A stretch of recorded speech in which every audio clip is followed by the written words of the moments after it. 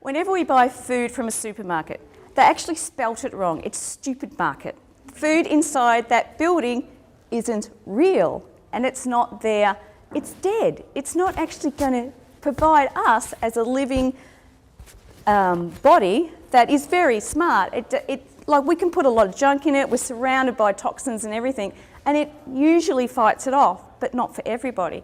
So whenever you go into a supermarket, you are saying, yes, yes, keep supplying this food to us because we're going to support you because we're too lazy to grow our own or whatever. So rethink, you know, and it's very empowering when you don't need to go to a stupid market very often. So what we've got to remember and remind ourselves when you're having a bad day with, you know, all those kids, that, you know, this is often an expressway to a graveyard to most people. So we've got to look at it differently and actually feed our soul, feed our heart, feed our body, and nurture our kids. You know, we're the people that are meant to be educating kids, so how about we do it? A lot of parents aren't doing it, so we need to, slowly get to the parents via the children, I find is the best way. And look, I can spit out statistics, but if I got time at the end, because I love statistics, of just the amount of sugar, which just feeds cancer, pesticides, herbicides, etc. We'll go through that at the end, just as a bit of a positive ending to motivate you all. For those who don't know me, I've been doing school gardens since 2001. I wrote a book in 2010, Eat Your Garden, Organic Gardening for Homes and Schools. My new DVD has just come out. So the film company, pre the book, wanted to film the program I run, which I'm going to talk about in a minute. And I said, no way, I don't want to film. And then when the book came out, they said, no choice, we're coming to film you. So they did, and they followed me for roughly 18 months. And this was a lot less stressful to do than this because they had to put it together, not me. So both those are available today as well. But for now, I'll tell you my story. That's the reason I went into schools. Oh, sorry, this is not on the right program. I just look at that, and I didn't want my kids to look like freaks. So I thought, okay, you've studied horticulture, you've studied permaculture, now it's time you actually used it, rather than your own backyard. So you're going to have to put up with me fiddling with this. So this is my vision back 10 years ago, and it hasn't changed. It's not just about growing a vegetable garden, it's bringing the community in as well. It's about environmental, and it's about sustainability. All right, so when I go into a school, I never promote myself. I never go into a school and say, you need me, because that doesn't work. But eventually, after I've been in a school for 12 months, and we normally drag it out for longer, the school has to take over the program, the teachers, so they're going to want it. They have to need it first, not me going in there and telling them that this is the project that they require. So I've normally already got a support team, but you do need at least 3 people, and it really needs to come from the principal. When I've worked in schools and the principal doesn't support it, it just doesn't filter down, and you just don't get that positive vibe from the start, and it makes it harder for me as well. So I meet with the teachers and the principals, so they get an overview of what is required from them when I'm gone. It's like, what are you going to do when I'm gone? It's easy when I'm there, but what about when I'm gone? And of course, they have to find funding because the program runs for 12 months and they have to pay me for a day a week, and plus everything else that goes with that. For those that want to do it on their own, it's not saying you can't do it on your own if you haven't got support, but start small. Don't set yourself up for failure. Start small, make it look good, and bring people on board that way. So when I go into a school, especially when the kids don't know me, like here I've turned up and especially on the DVD, you see these kids, they've never met me before. I walk in, 5 minutes later a film crew walks in and they're just staring. So you make it fun, we play some games. So this is a sensory game, and it's about the kids not just using their eyes but being aware of other things in nature. I play lots of games to make it fun basically. We have compost games and other things. And then the whole program, the 12-month program, is about empowering the students with the information. It's not about me going in saying, this is what we're going to do, that's where we're going to put it, and that's what you're going to do now. So I go in and show them other examples of schools and community gardens, possible ideas for design, and allow them the freedom to just let their minds go wild with ideas. And so this goes over... Leonie, do you work with one set group of children? So is there a group of 12 children or 20 kids who work with you, or do you work with different kids? I work with normally about 4 different classes, whole classes at a time, and preferably upper primary. Doesn't quite work with lower primary. We have nice patterns. But whatever is thrown at me, that's what I have to deal with. So ideally, if you were starting, you would suggest us to start with what stage? Year 5s, year 6s, they're the best. Yeah, because they understand it and they're more likely to take those skills with them later in life. So, so once every student has come up with their own design, then we have the fun of trying to make it into one class design. And so I normally break them into groups and they can only pick one. So for example, if you're one group, you have to agree on just one thing that you want on that final design. So that's when I sort of go along and manipulate their thoughts just a little bit, get the spaceships and stuff all out of there. And then we put that on a big sheet and we go outside and they have to mark out the area. So the area, similar size to this classroom, it varies, depends on schools. Get out the ropes, get out whatever, mark it out, and then they decide, they can see for themselves, okay, that star is not going to fit. You know, we can't move through the garden if that star's there. So it's really good for them to go, oh, that doesn't work, but this does. So we do that with every class. Then I take those designs home and I come up with the final one. So those 4 classes, I do that. I try to include, what is most important. And for most schools, it's a herb spiral, it's an arch. It's often the initials of their school.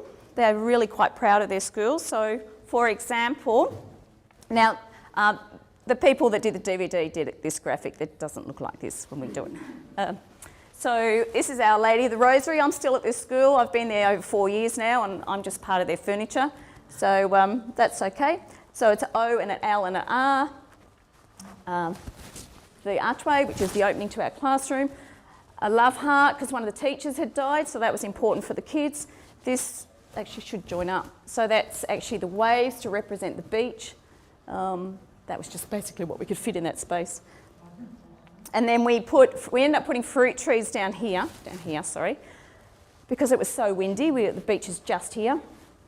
But we had 2 years of really, really, really wet weather, so that didn't work. So now the fruit trees are over here. They used to be flowers, now they're fruit trees. So it changes all the time too. It's the beauty of being somewhere for a long time. Okay, so once we've come up with our final design, then we need to get resources. We've already got the funding usually for the whole lot, but that still doesn't mean I'm just going to use the funding because I'm trying to teach the kids about environment. So we talk about that and for them to get whatever they can. And it's also about building communities. So building communities, our 2 big days are our setup day and our harvest day, which comes at the end. Setup day is about the whole school coming together to put that design in place with the kids. So a way to engage parents is obviously send notes home with the kids, keep revving up the kids. Oh, have you spoken to your parents? Are they coming to help? What about grandparents? Get people excited about the idea. On the day, what works is have a coffee van there at the first thing in the morning. That really works. And cook them lunch. That keeps them there longer then. And we don't need a lot of volunteers. About 20 is ideal over the day, especially I need lots of men at the start to put the rocks in place for the herb spiral and just sort of keep an eye on the kids a bit. I've only got one set of eyes. Okay, then the resources, sorry. Things and people. So we just talked about the people.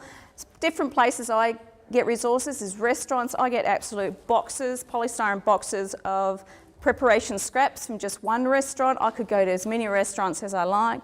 They're beautiful, that's a good one. The tip's getting very expensive at Noosa, isn't that ridiculous? People's backyards, building sites.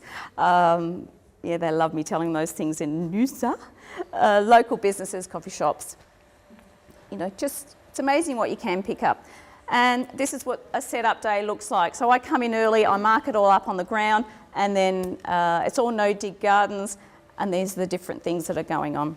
Everyone gets involved, any age group, and they just love it. And when you work at a private school, you can tell them they can get dirty. And they do. Herb sparrows, so getting them involved with that. And this was my first ever garden set up, and I was worried no one would turn up. We did this one on a Saturday, and I had 78 volunteers turn up, which I think is more stressful than not having any. But there's that Love Heart garden, and that's still really important to them. And then obviously once we've set up the gardens, going over the, do we plant seeds, seedlings, the variety of food, how big does this little seedling get? Does the zucchini get this big, does it grow up? Just going through all those things that, well, adults haven't got a lot of idea about that, so how are the kids going to know? And teaching them the correct way to plant and different things like that, seeds. That's Our Lady of the Rosary. And, it's not the flashiest looking garden, but they are so proud of it. And it's been trashed so many times by so much rain. We always mix up our planting. I saw your scarecrow. Our scarecrow's got the school uniform on. Actually, well, I had to make two. Someone stole the first one. Yeah. They do that. It's worse when they burn them. And we eat all the time. Most of the schools don't have kitchens. We definitely don't have a kitchen that's associated with a garden at this stage. But we cook all the time, and MasterChef has been so good for that because we often have the play-off. The kids want to do the MasterChef play-off, and sometimes I turn up with recipes, and most cooking stuff's in the back of my car.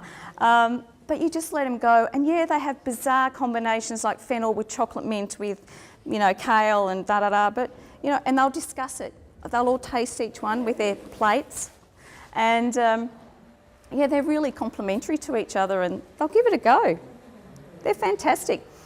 Summer's the big time where people go, oh, what are we going to do, with the gardens? Put in a green manure crop. It's the best thing. It's going to, break up your cycle, it'll do your soil building, and not have your soil washed away, in our case, with rain. Schools always panic. Coming back term one, the garden's a mess, the garden's a mess. A lot of schools do actually have a vacation care within the school grounds, and within the school where my daughter goes, and that's who looks after the garden during the school holidays.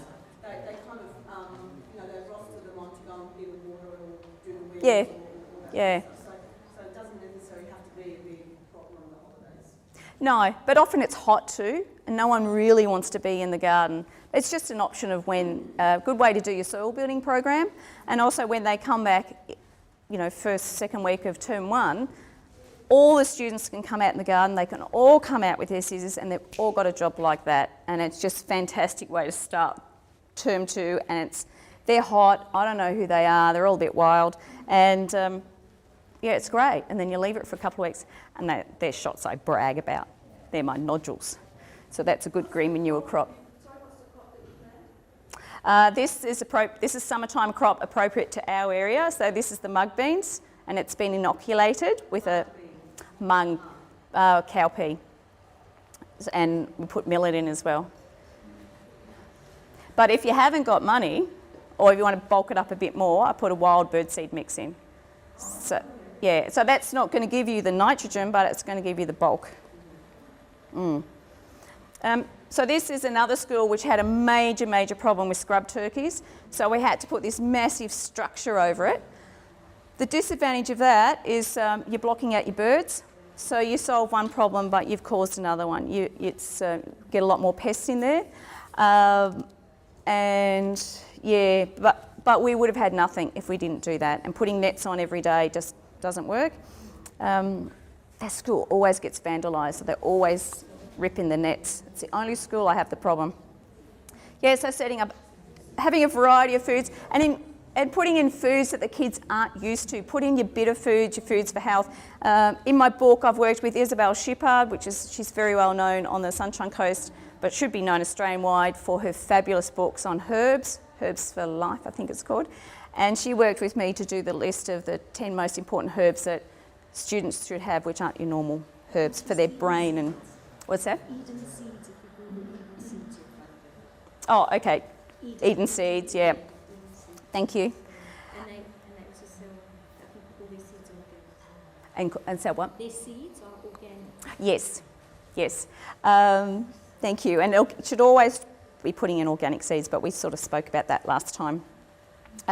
So at the start we buy in a lot of things because we haven't set up the resources. We might have made a compost or whatever, but it's really important that we've got to think, or I've got to think long term, where that money's run out and we should be more sustainable. So you'd be familiar with a lot of these things, your worm farms, your compost systems and different compost systems.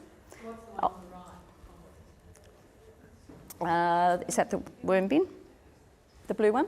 Yes. Yeah, you can get fancier sort of worm bins these days, so that look like that. And at one school we've got the massive, I can't remember how many litres they are, like they're massive worm bins like this. They've got 6 of those set up on a platform, and this is your Mundy State School. It's right near the market. So the market brings up all the scraps. They provided the bins, they bring up all the scraps, so these worms are fed all the time. The school uses all the resources from there and sells it back. They have a stall at the market, so they learn about marketing and they get the money from that. They sell the worm juice, the worm castings, and yeah, so it was great. What sort of bins are they? They're like these, but they're bigger, industrial size ones, like they're massive. Yeah, they're commercial bins, but they're perfect. Absolutely. I mean, what a great relationship. The Mundy market wants to be seen as more environmental. Here was a school close by. School, all it has to do is take the stuff out of it. Brilliant. So did twins have drawers to take out the castings? Oh, take them from the top. Yeah, so we just move aside the worms and then take the castings out. And they've got the tap underneath for the juice. So, yeah, look at who can partnership, especially when people these days are trying to reduce their resources. Oh, and do kids like gardening? Will they eat the food? There's some little shiny faces. You know, and the fight's always on. I remember getting petrol the other week, or a couple of months ago now, and I don't know where kids get all the money from. Here they were buying those Red Bull drinks or whatever, those sugar, and then buying all these lollies. And this is 7:30 in the morning, and then I drive into my one of my other schools that's on the DVD, and here's all the kids picking off a snow piece. Oh, do we make a difference? And the other thing, because I'm about building community and celebration as well, is having harvest days. Now, every school embraces it differently depending on the support I get. This school went with an Indian theme and just the cooking classes were involved. Our Lady of the Rosary is my pride and joy. This is last year's harvest day. We've just had one this day. Because I've been there so long, it starts to infiltrate the whole school and the whole school community. So the first year when we had a harvest day, it was just the 4 classes I cooked with, and that was all good. And we eat off plates, leaves. We grow the leaves or source them from friends' house, haven't got enough, so that goes in the compost or the chooks. And I think we had dancing that first time. The next year, when I said to the main teacher I work with, okay, who wants to be involved for harvest day this year? She came back and said, every teacher wants to be involved. I went, that's 400 kids. And I went, I can only do that if you promise me I've got a strong community backup. And that school I have. And so let's move forward a couple of years. This year was similar to these pictures here. Every single classroom becomes a kitchen because we have no kitchen. So the parents bring in whatever's required for the recipes that are pre-decided. The parents go off and buy whatever things we need from the supermarket that can't be sourced within our garden. And the different classes decide on the activities for the day. All I do is organise Costa for the day, pick him up, we harvest the food, 1 knife, 1 parent, because they're big knives, and just make sure everyone's harvesting all the food that we need. The rest of the day, all I do is float. It's the least stressful day for me, and that's the way it should be for a change. And I remember everyone had cooked the food. Here I am, I've got the dance, there's dancing, there's singing going on, there's scarecrow making competitions going on, We had pumpkin rolling competitions, we had gumboot throwing because it was a year of the farmer, had a tractor, a lot of people had never seen a tractor, we had baby animals. For a couple of months leading up to it, under the principal's guidance, the principal is brilliant. They had been designing a bike to pump the water from the water tank to go in the garden, but they were having races to see how many litres, who could get the most litres into garbage bins. And I just stood back, I had to go up and check on everyone, and I just stood up there and went, this is it. This is what I want. This is the perfect example of what I wanted back in 2001. And yes, it's happened at different degrees, but here all these parents just going, wow, wow, and the kids just having a ball. So, and we have like a bucket of rubbish by the end of the day. Just so what? No, I'm sorry, but it was really wonderful. Do you grow condiments? What's that? Condiments? Oh, so that's a good story as well. Okay. Because I hate disposable, I absolutely despise disposables. So the teachers and I had a competition who could buy the cheapest forks from op shops and garage sales and etc.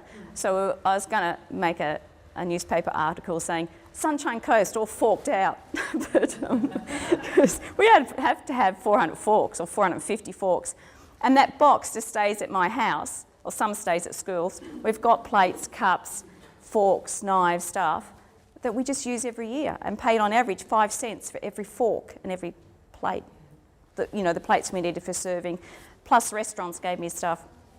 And it was a great exercise after last year when it was the first time, the 400, was that actually I went into the supermarket and priced how much disposables are. I could not believe how much they were. And to actually go through that exercise with the kids saying, well, how much would it cost if it cost $4 for 20 forks or whatever, and to actually look at that exercise saying, by us buying it, when we bought from an op shop, that money went to the poor people, back into the community. We haven't put anything into the tip, into landfill, and we're going to keep using it. And next year we don't have to buy any because it's already there. And it was a really good exercise, especially the schools right on the coast that I work with. They're more affluent, disposable type schools. So every harvest day is different. This one down here, that's a country school. I got a chef in to cook with us for that one, and since then he's gone, I'll cook at any school, so that's fantastic. They raise the chickens for that day because it's an ag school as well. So they went through from chicks to whatever. We were finalists for the paddock to plate for Queensland. Darwin bet us. And that was just a great experience for those country kids to go through that, to work with a chef. It was so foreign for them. Yeah, so just another way to do it. Each school's different. Oh, I just snuck these ones in, a bit off, just to give you some other ideas. I've just started to work for a community garden, and it's under the umbrella of United Synergies. So it's all groups that are at risk, but they've all worked. Like, I didn't know how I'd go because I've not worked with teenagers before, but I'm just loving it. So initially we started this spiral and we bought those Besses in just to get up and going, but it's the people that live in that area too haven't got a lot of money, so I don't want to be buying in more things to show a community garden. So I'm teaching them to get resources for nothing and what we can do with them. And these are the boys working away. I've got a, what do you call rock guys? Stonemason. I've got him there at the moment teaching the boys how to do rock walls, and they're just loving it. And yeah, so we've got hay bales donated, so we're doing hay bale gardens with them. We've got teenage mums, so we've made a scarecrow. It's working, no one's vandalised the place. And that's the plate of food we ate last year at that harvest festival, so I sort of just chucked those community gardens ones in there. So it's just, obviously we had to buy some of that stuff, but lots of healthy food in there and exposing the kids to new foods as well. And then the plate goes into the chooks or the compost. That's me. That's me, you know that. And also I've got a competition at the moment, that's nice and blurry, but go on my website. I've got bookmarks, business cards and stuff all up there where you can win a whole heap of prizes, and that's you just got to send in your best garden tip, and that's till March next year. And I haven't got internet, so you can't look at the trailer. But yeah, so there's different ways to do it, and each school I've had to do it a little bit differently depending on the support, the resources, all that sort of thing. But at the end of the day, it's still teaching the kids and exposing them to fresh food, and possibly even changing their direction in life with, you know, hopefully they'll go on and become gardeners, because I can't do it forever. When you start the school, is it like a contract, like a beginning and an end contract, or do they bring you on for a day a week, or? Yeah, I normally go in for 1 day a week. I give them a quote. It's for 1 day a week for 12 months. But one of the reasons I also get them to get recycled goods in and second-hand and donations, so we can drag that 12 months out even longer. You know, on paper I'm there for 12 months, but I encourage them to. So that's the only way you work? You don't maybe do one-off consultations or anything like that? I'm starting to do more of that. I've just been out west to Roma, and so I'll go out west a few more times to get them up and going. There's a couple of reasons I've decided to do that. It's now very hard for independents to get funding, and that's why it's really good to have this conference, because us independents need to pull together again and work out how we can fight for some money. And also when I talk at garden expos and things like that, I get a lot of people that are way out in the country that say they just need help. Especially if you're in Noosa, you know. There's only so many schools I can do. I've done 20, so I'm running out of schools in the area as well. Yeah, and I thought, well, you know, I want to help these more remote communities, so I am starting to think that maybe, and Roma was a good test. I've been at Blackhall and now I've been at Roma. I thought, okay, I actually quite enjoy it. It's quite challenging, but yeah, so maybe I'm going to start doing more of that. Or if I go into a school, it's more for a day, it's not more for training or something. Train the teachers, train parents. Yeah, so there's lots of different things. Hello, Dan. You're obviously a superwoman. Do you have like an offsider thing? Oh, beautiful Di that did all the photos for my book, who was she was my offsider last year. We were a real team, like you and Dan, because I had 6 schools last year, but I'm down to 1 school. 1 school a fortnight. Like, that's... Yeah, and the community garden. Even the schools that want me can't get funding. They all just get told to go and get SA funding. So, yeah, so now it's back to me, and I really miss having her there. And it was awful because, you, as you would know, it takes so long to train someone up, and she brought that artistic side, like where I've got my games that I make. She had started to do this, you know, she'd go, I think I can do another set for you, Leonie. And we were starting to work on all these resources that we were going to put together and stuff like that. But when you say you do cooking in the classrooms on sort of harvest days in each class, is that hot cooking or just cold? So what sort of heating equipment do you use, and is there a problem with insurance and health and safety and all that sort of stuff? As I say, this school, OLR, like some schools, and another school which I had 2 harvest days in 1 week, and you know the other school was pushing to have similar numbers because they knew what this other Catholic school did. It's like, you've never had a harvest day, and you want me to, you know, to perform, like cook with 300 kids or whatever, and then they turn. I didn't take the call over the weekend, which was a very wise idea, because they were ringing up to say that another 2 classes were going to get involved, but the children couldn't use knives. Yes. I ignored that.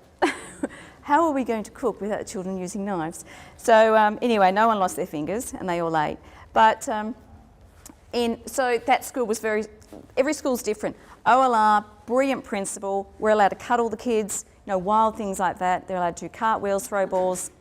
They're about to get goats in the school. I don't know where they're going to put them, but they're going to put them there because he wants to see them exposed to animals. And he's just a brilliant principal that just goes, look, these kids need life skills. So we bring in the fry pans, we bring in whatever's needed. Parents are there, teachers are there, show them some responsibility, but you would not get away with that at a lot of schools. You got to know what you're allowed to deal with. Do you have one or two harvest days? Do you just have the one harvest day? The one big festival, yeah. Normally term 3 because before it gets too hot. Yeah, but it depends on the school. Yeah, that's right. Seedlings, when the kids are growing the seedlings, what happens just over a weekend and watering them? Do they take them? And what? Yeah. Okay, so our soils, I'm big into soils, so we have really good soils. We have a lot of things within that soil that hang on to moisture. So hopefully if they've been watered Friday, they should survive to Monday, but if we just put them in and it's going to be really hot weather, we might make little shade things for them, so put bracken up or put little teepees over them and weave some little grasses through, or a parent comes in and waters. Normally a parent, yeah. So. They can get access outside the little school building. No. But once again, that. No, I've never put in a watering system. I want them to. Well, I just think they need to learn that.